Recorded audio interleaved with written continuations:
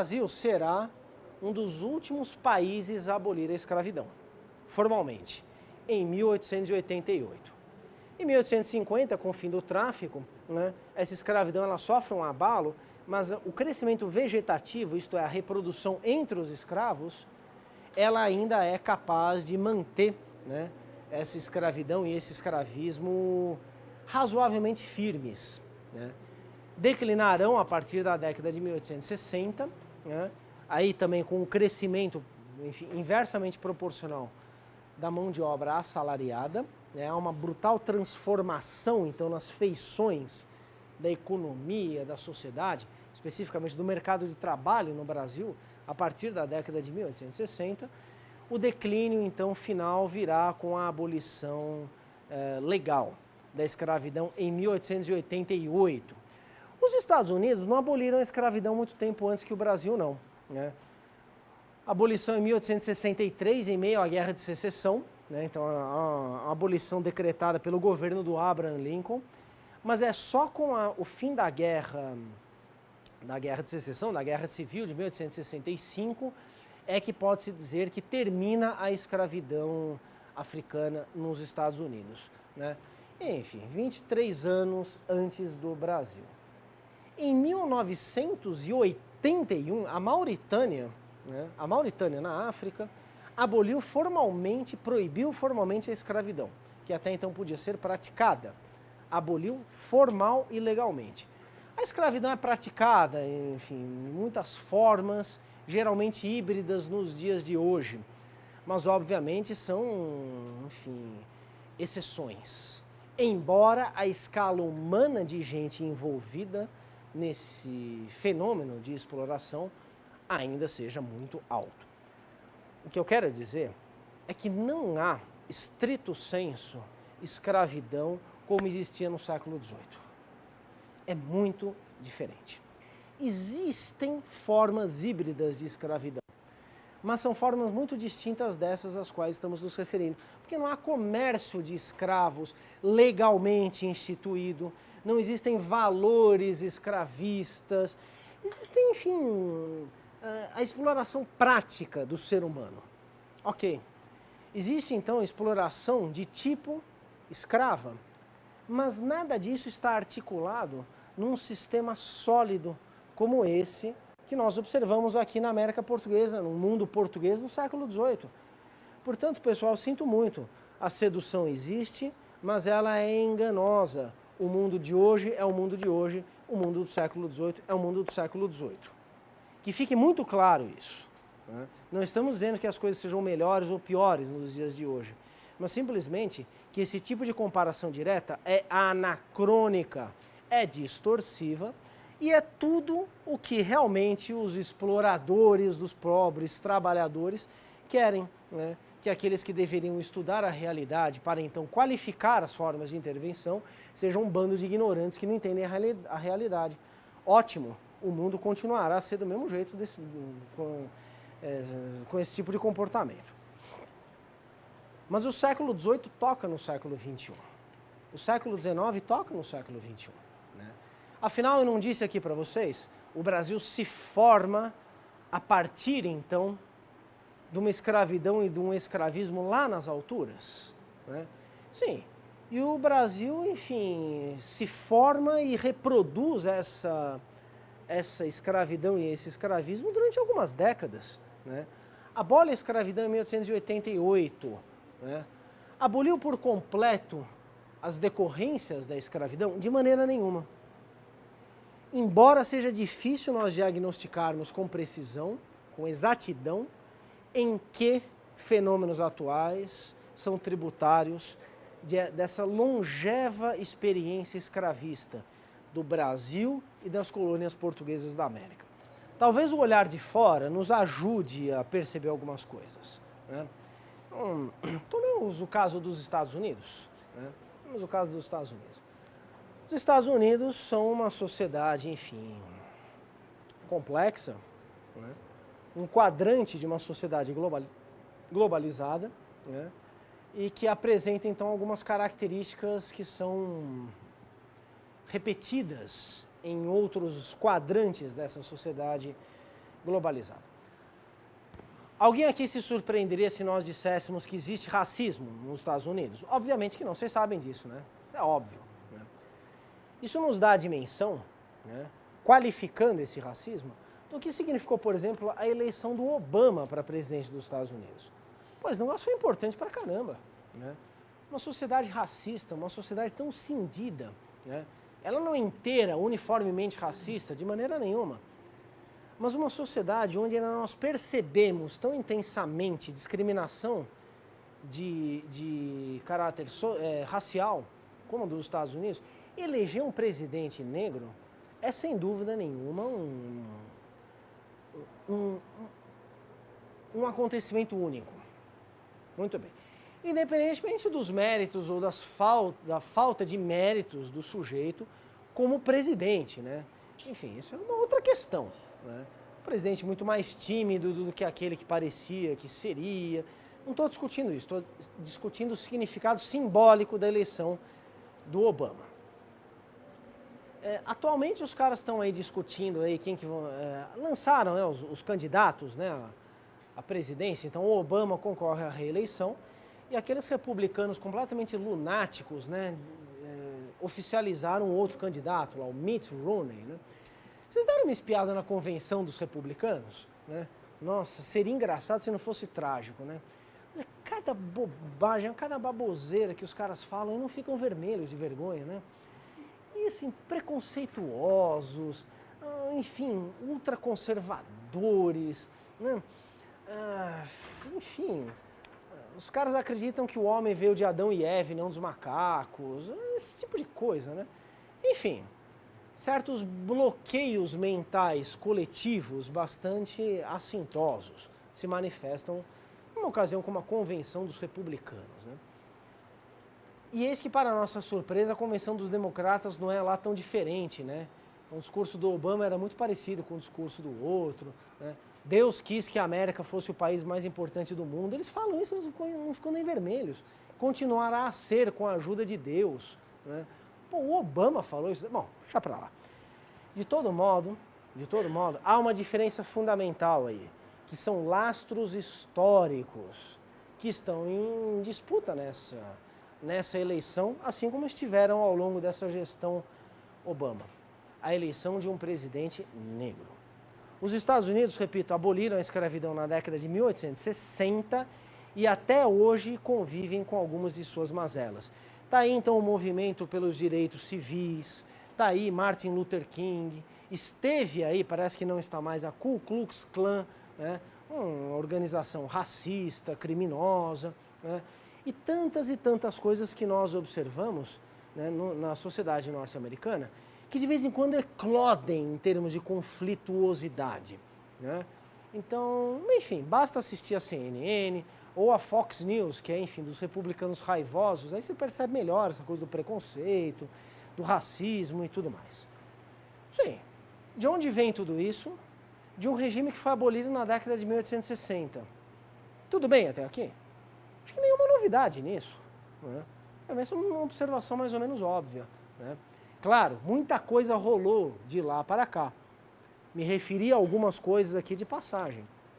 Mas nós temos uma fonte originária de algumas determinações assumidas pela realidade atual daquele país.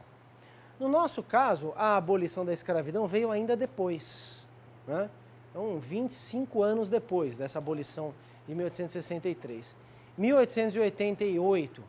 Por que razão, então, acreditaríamos que, no nosso caso, a descontinuidade prevaleceu numa simples comparação com essa trajetória dos Estados Unidos, de modo a extirpar, então, fenômenos decorrentes da escravidão e do escravismo no Brasil? A nossa sociedade se formou com isso. A nossa sociedade se formou no boom da escravidão e do escravismo. A nossa sociedade deixou de contar com a escravidão algum tempo depois da sociedade norte-americana. Quais são efeitos disso? É difícil provar, né? Mas obviamente que existe racismo também no Brasil, não é, pessoal? Claro que existe, né? Ah, mas é diferente. Sim, é diferente. Um país é sempre diferente do outro, mas existe racismo no Brasil, acho que não precisamos polemizar sobre isso. De onde vem o racismo? Vem desse passado, vem desse histórico. Porque, afinal de contas, essa ordem, ela teve um dos seus componentes mais importantes, a veiculação pública da discriminação social, a qual crescentemente se associou uma discriminação de cunho racial. Veja, o que explica a escravidão, lá no seu início, essa escravidão moderna, não é o fato dos africanos terem uma cor de pele diferente dos europeus. Não é isso. Mas o fato de terem uma cor de pele diferente associou progressivamente essa diferença racial a uma diferença social. Uma diferença social inerente à ordem escravista. Ou seja, essa clivagem essencial entre homens livres e cativos. Os cativos têm uma diferença que engendra, então, uma qualificação, na verdade, uma desqualificação, a partir de um critério racial. O racismo surge da escravidão. O racismo não é ponto de partida dessa escravidão da Idade Moderna.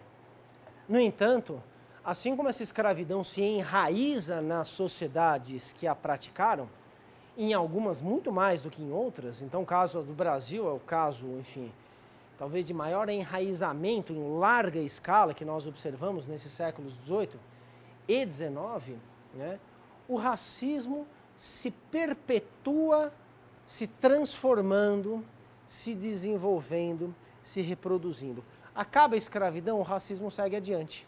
Pronto. Estamos aí, então, diante de uma herança da escravidão e do escravismo.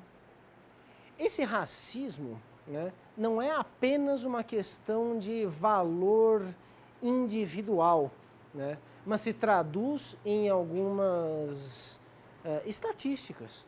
Vocês sabem que no Brasil, enfim, uma mulher negra tende a ganhar menos do que um homem branco, não é verdade? Uma mulher negra tende a ganhar menos do que um homem negro. Né? A clivagem da cor da pele se traduz em diferenças sociais. É por isso que, do meu ponto de vista, embora essa seja uma discussão também cheia de matizes que poderia se estender por outros lados, é por isso que eu entendo, particularmente, essa é uma posição como cidadão, né, que é politicamente inócuo, né, pretendermos a abolição do racismo por decreto ou a abolição do racismo pelo não destaque dado ao racismo. Alguns argumentam, então, que, por exemplo, uma política de cotas nas universidades, baseada em critério racial, tende a aumentar a distinção racial. É verdade isso, né? De fato isso tende. Mas talvez seja o preço a se pagar para corrigir na marra uma disfunção que se observa na prática. Né? Enfim, essa é uma discussão complicada. Estou aqui abrindo isso porque eu quero conectar, então, numa longa duração, né, essa herança de uma sociedade escravista, que foi, desde a sua origem, a sociedade brasileira. O mesmo poder-se dizer, por exemplo, de violência policial. Por que a nossa polícia é tão matadora? Né? Como que a PM do estado de São Paulo mata tanta gente? Vocês sabem disso, né? Nós temos uma polícia assassina, né? De fato. Polícia armada até os dentes, uma polícia de combate e uma polícia que mata uma quantidade enorme de gente, né? Sem paralelos em muitos e muitos outros países do mundo. Essa violência policial se explica também pelo passado recente da ditadura militar no Brasil. Ditadura civil-militar, né? Enfim, para usar um termo mais atual e também mais exato, né? Então, esse regime ditatorial no Brasil generalizou uma prática de combate militar contra a própria sociedade. Né? O inimigo não é externo, mas é um inimigo interno. Sim, isso tem a ver. Tem a ver também com uma cultura armamentista, né, do Brasil, uma cultura violenta da nossa sociedade e que justifique, então, atos de violência em prol de supostos ganhos materiais, individuais. É verdade. Então, estamos aí diante de vários fatores que ajudam a explicar, né, nenhum deles a justificar, apenas a explicar, por que a Polícia Militar do Estado de São Paulo é uma polícia tão assassina. Né? Mas talvez nós estejamos diante, então, de um quadro que não é só de São Paulo. Vocês sabem que a polícia baiana também é uma polícia assassina. Sabem disso, não sabem? Chegamos aí então, sim, mas na Bahia também teve ditadura, em São Paulo também. Tá, pronto, temos aí um fator comum. A gente podia ir explodindo essa observação, né? Creio que chegaríamos, né, a uma generalização dessa violência doméstica, essa cultura de uma violência introjetada nas famílias, nos núcleos familiares, nos comportamentos individuais e que tem raízes históricas. Né? Ora, não nos esqueçamos que toda sociedade escravista é fundada no uso da violência. Só que não é a violência necessariamente monopólio do Estado, é a violência no âmbito privado. Isso estrutura uma sociedade escravista como a brasileira do século XIX. Né? Sim, o Estado precisa monopolizar a violência, né, e legitimá-la. Então cria forças armadas, cria forças policiais e tenta controlar isso. Essa é uma característica, enfim, foi muito bem discutida em linhas gerais pelo Max Weber, grande sociólogo do século XX. Sim, uma das características essenciais de um Estado moderno é o uso fruto da violência legitimada e monopolizada. Né? Sim, quem pode fazer guerra é o Estado. Quem pode, então, usar da violência em escala coletiva de modo desejável é o Estado. Quando isso não acontece, o Estado está se enfraquecendo. Então vem aí cartéis mexicanos, vem aí paramilitares colombianos, guerrilha na Colômbia, vem aí o crime armado, então, no Brasil, né, o crime organizado armado. São formas de expropriação da violência exercida no âmbito do Estado. Mas eu estou falando da violência do âmbito privado. Essa é a que caracteriza e estrutura essa sociedade escravista, a do século XVIII, a do século XVII e também a sociedade nacional do século XIX. O sujeito tem o usufruto da violência contra o outro, porque ele precisa controlar o outro, porque o outro está sendo submetido à força, a uma condição negativa, a condição de escravo. Uma ordem escravista, então, não prescinde jamais dessa introjeção de uma cultura do uso da violência. Será que essas coisas não estão conectadas?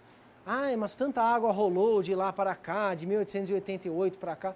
Sim, mas nós temos algum momento significativo na história do Brasil que nos permita caracterizar uma não violência da nossa sociedade, seja no âmbito do Estado, seja no âmbito privado, né?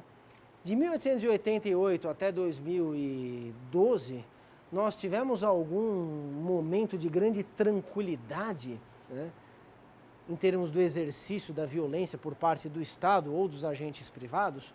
Nunca. É isso que eu estou chamando de formação de uma cultura da violência. Né? Vejo aí, então, uma conexão direta com essa sociedade escravista. Bem, pessoal, extrapolamos aqui um pouco esse âmbito do século XVIII, mas isso também é pensar historicamente, ou seja, é avaliar em que medida que características de uma determinada sociedade se encontram em outras sociedades. Como que essas características se mantêm, mas principalmente se modificam ao longo da história. A modificação tem que ser o ponto de partida para a nossa compreensão das manutenções. Nós não estudamos história, ou seja, o passado, para entendermos o presente, porque o passado explica diretamente o presente. O presente se explica também. Né? Se nós entendermos como funciona, então, essa lógica histórica de uma determinada sociedade, não interessa se ela é de 200, de 1000 ou de um ano atrás, entenderemos a sociedade do mesmo jeito. Tudo bem, pessoal? No texto do Camões, fala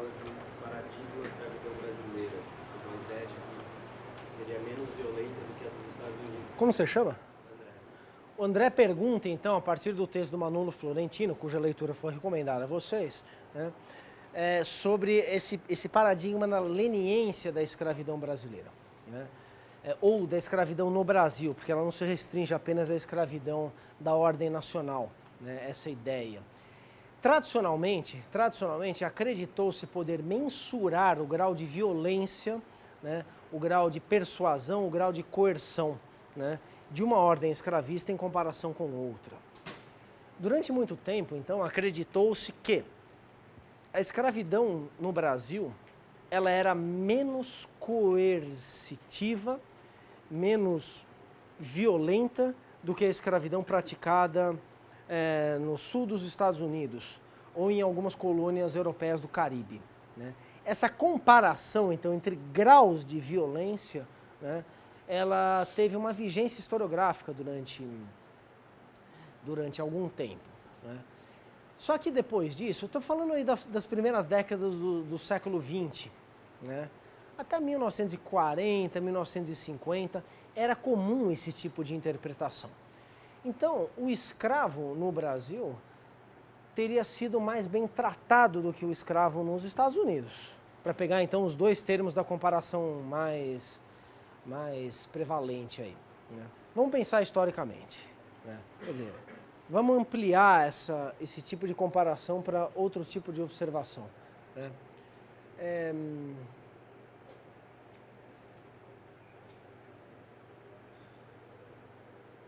O último regime ditatorial no Brasil, ele foi menos violento do que o último da Argentina?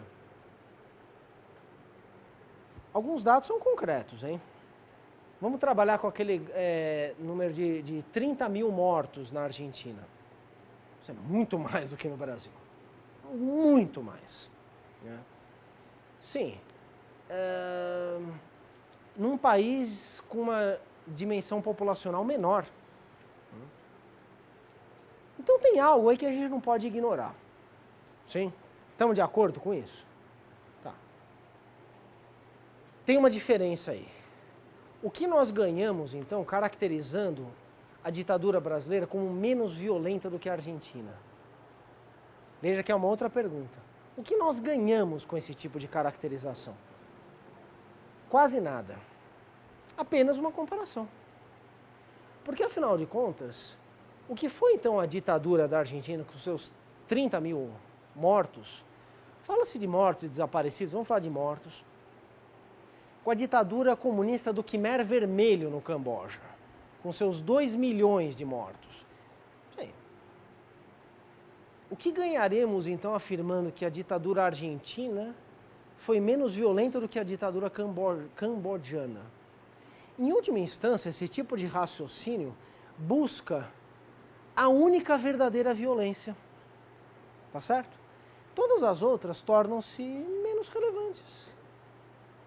Sim, menos relevantes em termos exclusivamente da quantidade de gente assassinada, né? Porque o que é mais relevante então para uma família argentina que teve, enfim, que foi destroçada pela ditadura do seu país, né? Qual que é a relevância direta da ditadura do Camboja? Ora, para essa família, a ditadura na Argentina é muito mais relevante. Tá claro? Eu não estou aqui relativizando também todos os pontos de vista, né? Sim, até aí, qual que é a relevância, então, de tudo que a gente fala aqui para um sujeito que absolutamente não quer saber nada de história, né? Não, mas nós defendemos que os fenômenos, eles têm a sua importância a partir das realidades sociais das quais eles emergem. Então, compararmos a escravidão no Brasil com a escravidão nos Estados Unidos, em termos de maior ou menor violência, nos diz muito pouco sobre a violência inerente à escravidão no Brasil e também a violência inerente à escravidão nos Estados Unidos. Caracterizarmos a de lá como uma mais violenta do que a escravidão aqui, não quer dizer nada. Porque depois vem um outro caso lá, essa aqui foi mais violenta. Cada uma tem a sua violência, porque a violência é estrutural. Sim? Ou seja, hoje em dia não trabalhamos mais com esse paradigma da maior ou da menor violência, né? É uma pena que na opinião pública em geral essas comparações, no caso preciso da ditadura, ainda tenham vigência, né? Não explicam nada.